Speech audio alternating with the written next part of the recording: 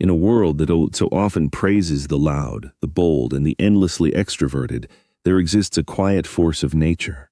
It is a force that does not announce its arrival with grand parades or deafening applause, yet it possesses the profound power to reshape the very foundations of our society.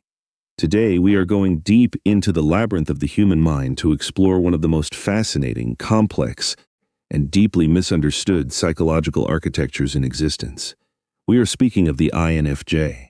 To understand this unique mind is to understand a paradox. They are the rarest of all personality types, making up merely 1.5% of the global population. Imagine for a moment walking through a bustling metropolis where 98% of the inhabitants speak a language you can only barely comprehend, and they, in turn, cannot hear the beautiful, complex symphony playing continuously inside your head. This is the daily reality for the INFJ. They are intuitive dreamers navigating a world dominated by sensors. In places like the United States, where nearly 70% of the population relies on tangible, sensory data, the prevailing culture heavily favors the complete opposite of this quiet visionary. The ideal archetype in modern corporate and social structures is often the loud, decisive, outwardly focused individual. Because of this massive disparity, it is incredibly easy for the INFJ to move through life feeling perpetually left out, fundamentally broken, and deeply unappreciated. But do not mistake their quietness for weakness. Beneath that calm exterior lies a reservoir of strength that is, quite frankly, unstoppable. To truly comprehend their unstoppable nature, we must deeply examine their introversion. In modern society, introversion is too often mistakenly defined as mere shyness or social anxiety. But for the INFJ, introversion is a magnificent, complex intellectual forge. It is the sacred laboratory where they process the universe. They do not think by speaking. Instead, they take every thought, every question, every observation, and draw it deeply inward. They work through complex emotional and intellectual puzzles through intense internal reflection. Extroverts often speak to figure out what they are thinking. The INFJ must completely figure out what they are thinking before they will ever speak. This is the precise reason why they communicate significantly less than their extroverted counterparts. They have a profound need to ensure that when they do open their mouths, they are contributing a truly meaningful, well-researched, and fully fleshed-out idea. If they have not had the adequate time to thoroughly consider a topic from every conceivable angle, they will simply choose to remain silent. They prefer the dignity of silence over the chaos of unrefined words. Of course, the environment and the company they keep make a massive difference. If they are sitting in a quiet coffee shop with a deeply trusted friend, they will likely share more of their vibrant inner world in 1 hour than they have shared in an entire month of formal meetings at their workplace. Their willingness to speak depends entirely on how well they know and trust the people around them, as well as the depth and sincerity of the conversation. This introspective nature makes them incredible planners and visionary architects of the future. They are the individuals who plant the seeds of trees under whose shade they know they will never sit. Even when they have reached the peak of their abilities, if they have navigated their life properly and thought critically about the future, they will intentionally pass on their beliefs to a worthy successor. Or, even more beautifully, they will unknowingly stimulate and inspire countless others to carry on their work with similar motivations. Often, they will never truly realize the massive dimension of their own contributions. Because they are so hyper-focused on the vast distance between reality and perfection, they tend to view their own impact as remarkably small. They carry a profound humility. But the absolute truth is that a healthy, self-actualized INFJ is a pillar of society. They become a living, breathing symbol for peace, endurance, and hope, and strong pillars do not come down easily. Once they have reinforced their core values over a lifetime of reflection and experience, they become structurally invincible to the moral decay of the world around them. Yet, despite this monumental strength, they are still wonderfully, tragically human. They possess distinct weaknesses that can drain their life force rapidly. For instance, throw them into a loud, crowded party filled with meaningless small talk, and watch as their internal battery plummets to zero. Engaging in superficial chatter with a large group of strangers is physically and spiritually exhausting for them. While some can expertly wear a social mask and mingle seamlessly, their true desire is usually to be the quiet observer, sitting in the corner, gently analyzing the room and protecting their precious energy. Give them a topic they are passionately inquisitive about, or place them in a deep, intimate, one-on-one conversation, and that is where they will truly shine. That is where you will see the absolute brilliance of their mind unfold. But after extending that energy, they must retreat. They desperately need time alone to recharge, to engage in solitary hobbies, and to simply exist without the heavy expectations of the outside world. This retreat into solitude does not make them cold or unfeeling. In fact, beneath that quiet withdrawal lies a mild, profound kindness that is far more important to the emotional fabric of the world than most people realize. As they grow older, this pattern of perseverance only deepens. They continue to passionately pursue their interests, though perhaps they become slightly more reclusive, choosing to operate on a smaller, more intimate scale. They never stop studying.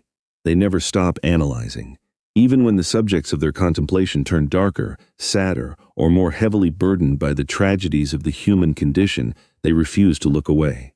They will study psychology, philosophy, and self-help. They will seek answers to the deepest pains of the soul, and when the darkness becomes too intense, they will find ways to heal. They will ensure their own growth, perhaps through quiet, tearful moments of meditation, perhaps through silently confronting and silencing their own inner demons, or perhaps by completely altering their environment to protect their peace. They learn the hard way that they no longer need to carry the weight of toxic surroundings. They are completely unstoppable in their lifelong quest for self-actualization and emotional evolution, no matter how damaging the conditions they originally emerged from. Because they rely so heavily on their intuition, their ability to focus on the big picture is absolutely commendable. However, this macro view means they can sometimes lose the individual trees for the forest. When they are trying to learn a completely new concept or attempting to unravel a complex problem to provide a sustainable solution, they absolutely must understand the overarching context first. They need to see how all the scattered pieces of information relate to the greater whole. This does not mean they are incapable of handling details. Quite the opposite. When they are completely engrossed in a passionate passion project, or when they are deeply committed to helping a person in desperate need, they can become fiercely perfectionistic. They will obsess over every minor detail to ensure the final outcome is flawless, because at their core, they are idealists with extraordinarily high personal requirements. But if you were to force them to do monotonous, repetitive, highly detailed work every single day, with no connection to a greater meaning, they would quickly become deeply frustrated and depressed. Careers that require endless, mindless data entry without a human element often crush their spirit. They have always understood the world best through overarching frameworks. Even when reading a book, they do not just blindly start on page 1. They look at the title, they analyze the table of contents, they arrange the themes in their mind, and they build a mental scaffolding. Only when that grand framework is securely in place can they effortlessly absorb and arrange the specific details underneath it. Without a meaningful framework, without a grand purpose, they feel adrift and deeply lost. True liberation for this rare soul comes the moment they stop seeking external validation. When they finally drop the exhaustive need for societal approval and begin living from a place of radical, unapologetic authenticity, they become a true force of nature. They learn the vital lesson of tuning into their own instinct, trusting those deep, unexplainable gut feelings that have rarely led them astray. They begin to carefully curate their environment, surrounding themselves exclusively with authentic, like-minded souls who actively support their continued emotional and spiritual growth. When an INFJ finally knows exactly who they are, completely accepts their own unique wiring, and decides precisely what they want out of this fleeting life, there is absolutely no earthly barrier capable of preventing them from attaining their goals. But perhaps their most profound and sometimes most terrifying superpower is their boundless empathy. Of all the psychological archetypes, they are the most likely to evolve into a true empath. And we do not mean this in a mystical, magical sense, although it can certainly feel that way to an outsider. For them, empathy is the breathtaking ability to look directly into your soul, analyzing your hidden thoughts and buried emotions as if you were an open, brightly illuminated book. It is not psychic magic. It is a masterclass in human observation. It is the result of subconsciously noticing 1,000 subtle microscopic cues that you did not even realize you were projecting into the world. But there is a line that must never be crossed, a final, crucial warning for anyone interacting with this deeply feeling soul. Do not mistreat them. Do not mistake their gentle kindness for weakness. And do not exploit their boundless patience.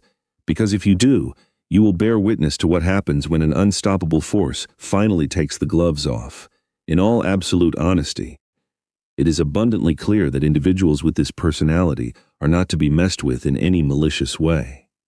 When their deeply held moral compass is violated, or when they witness cruel injustice against the innocent, they can become a ticking psychological time bomb. Once they lose their carefully maintained composure, it becomes a deeply unhealthy and incredibly terrifying situation for whoever stands in their way.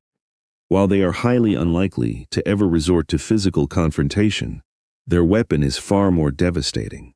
They wield the truth.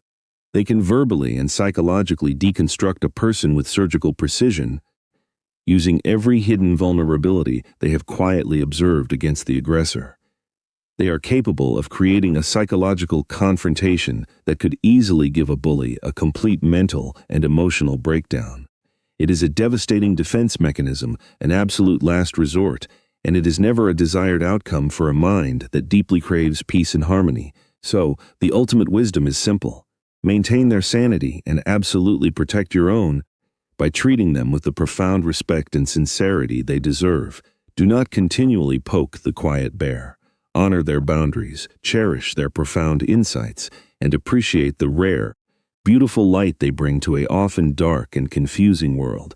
May this exploration bring you deeper understanding, empathy, and a quiet sense of peace. If this journey into the mind resonated with your spirit, or if it helped you understand a quiet soul in your own life, we gently invite you to carry these lessons forward. Leave your quiet thoughts in the space below, share this warmth with someone who might need it, and subscribe to join our continuing exploration of the beautiful human mind. Until we meet again, may you find peace in your own quiet moments.